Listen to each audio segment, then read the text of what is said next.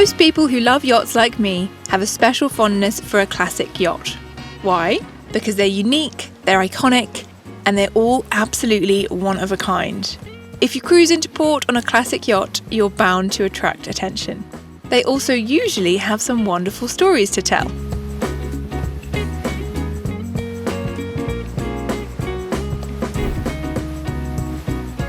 The yacht that I'm standing on right now certainly has some tales to tell.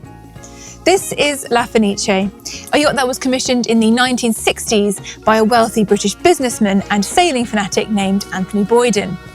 Now, Boyden made his fortune in paper and printing, and then he became a financier. And he literally built this boat to chase dreams across the ocean.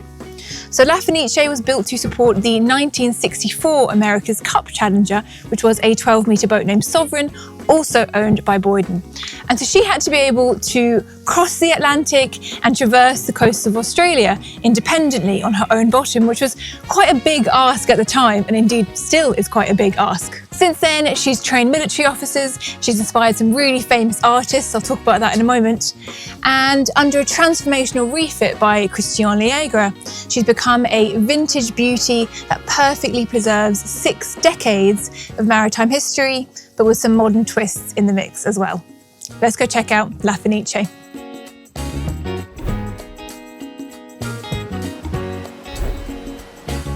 Starting off with some all-important numbers for you.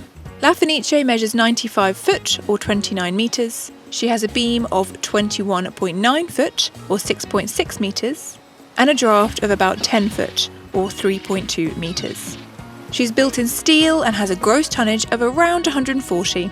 And I'd be remiss not to mention here that although she is 29 metres bow to stern, she does have a very handy load line exemption, which means that she can be classed as a sub-24 metre yacht, which is a huge benefit as it means that she's exempt from certain requirements that keep her running costs nice and economical.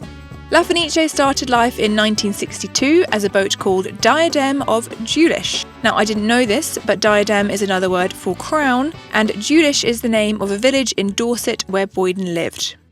She was launched in the UK at the historic Richard Ironworks shipyard, and she was designed by Laurent Giles and Partners, which is a name you'll be familiar with if you're into sailing yachts, because the founder of the design firm, Jean-Laurent Giles, was a notable British naval architect who is especially known for his sailing yachts. So Lafeniche was most recently refit in 2023, but between the years of about 2005 and 2016, a lot of the refit work was done by Christian Liegre. And I was really excited to find this out because I love Liegre designs. I think they're very refined, very sophisticated, very elegant.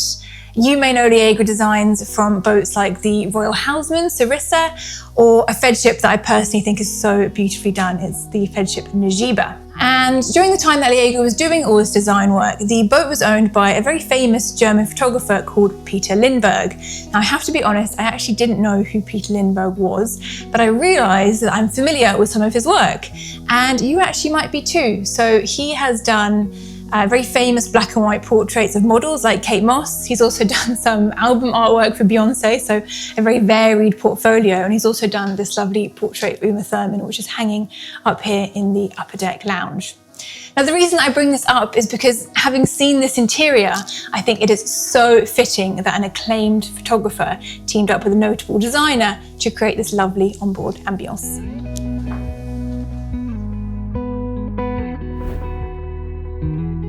Every detail has been carefully considered.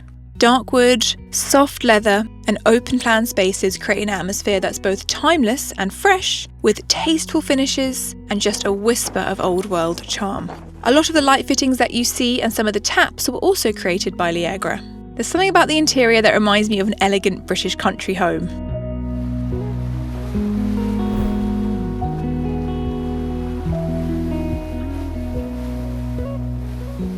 Lafeniche sleeps 9 guests in 4 cabins, and you can see on this lower deck here there are a lot of elements inspired by the world of sailing. So you have this lovely glossed wood, this exposed metalwork, and my personal favourite, these circular portholes. So these don't actually open, but they do add a lovely retro appeal to the space.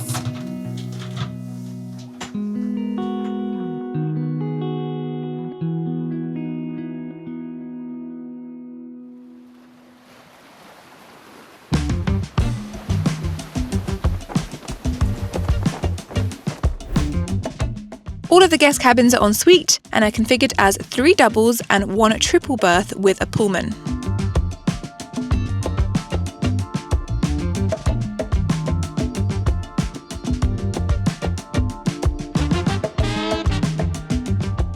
Moving on to the main deck, you can see there's a lounge area with a nice bar that welcomes you on board. There's also a head at this level which I wasn't expecting. And forward you have your main salon, which has massive seating as well as this media wall which you can comfortably enjoy.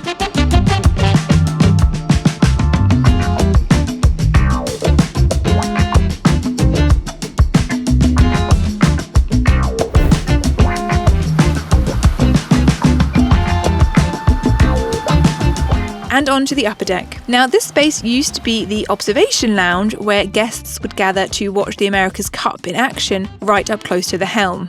You could also get involved with navigation, as this is where Lafeniche's bridge is located. Talk about old school styling, right? This space looks fresh from a vintage photograph, and I love the wheel with the bronze accent, which I'm told is still fully functional.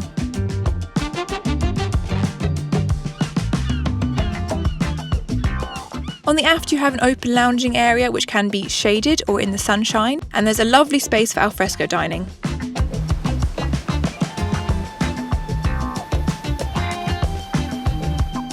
What's quite nice about this is the fact that the tender storage is located on davits at the aft, so this space can be totally dedicated to lifestyle as opposed to tender operations.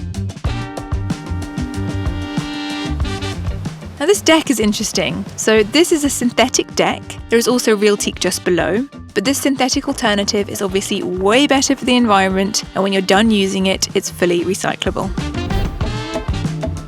Lafeniche has a large galley on the lower deck, and you'll notice how most galleys that you see on yachts are all plastic and chrome, and this feels like the polar opposite of that.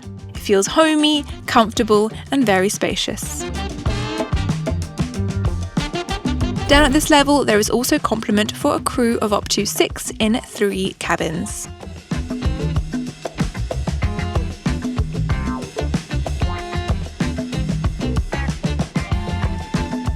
Now, I don't usually go into engine rooms, but the brokers who have this boat listed told me that she had original Gardner engines, and I was really curious to check them out. And one thing that's actually quite interesting about these engines is that they were installed by Gardner Marine, and then when the boat was restored, Gardner Marine came back to service them and reinstall them. So these are her original engines. And you probably know Gardner Marine because they're always touted as being incredibly fuel efficient, incredibly durable, and as it turns out, really good looking engines as well. Those Gardners are 8L3Bs producing 230 bhp at 1,130 revs per minute. At 10 knots, she drinks about 40 litres an hour, and she has a range of over 3,000 nautical miles, which is pretty impressive for this size. And just in case you were wondering, Lafeniche can store a Predator 550 tender and an RS 500 sailing dinghy.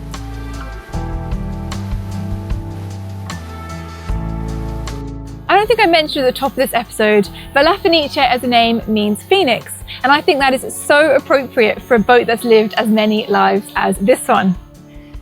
Clearly, Lafeniche is a lovingly restored classic that has really proved her mettle as an ocean-going, seafaring, pocket super yacht that also happens to be fuel efficient and capable of travelling long distances as well.